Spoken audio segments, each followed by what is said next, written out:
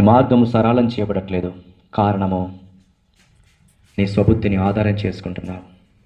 నీ ప్రవర్తన నీ ఇష్టం వచ్చినట్టుగానే ఉంటుంది. దేవుని యందు విశ్వాసం ఉంచట్లేదు. కనుకనే నీ మార్గం సరళం చేయబడట్లేదు. సహోదరుడా, సహోదరి, కానీ ఈరోజు దేవుడు నీతో మాట్లాడుతున్నాడు. దేవుడు నీ మార్గాన్ని సరళం చేయాలనుకుంటున్నాడు. నిన్ను ఆశీర్వదించాలనుకుంటున్నాడు.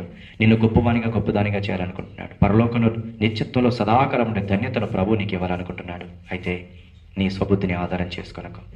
నీ ప్రవర్తన అంతటి మీద ఆయన అధికారాన్ని ఒప్పుకో. దేవుని యందు విశ్వాసం ఉంచు. దేవుడు నీ మార్గాన్ని సరళం చేస్తాడు.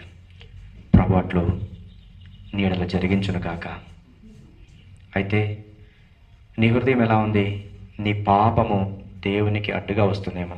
నీ ప్రార్థన వినకుండా నీ పాపము దేవునికి అడ్డుగా వస్తుంది. కనుక నీ పాపములన్నీ యథార్థంగా ఒప్పుకొని ఈరోజు నువ్వు ప్రార్థన చేస్తే నీ ప్రార్థన దేవుడు అంగీకరిస్తాడు.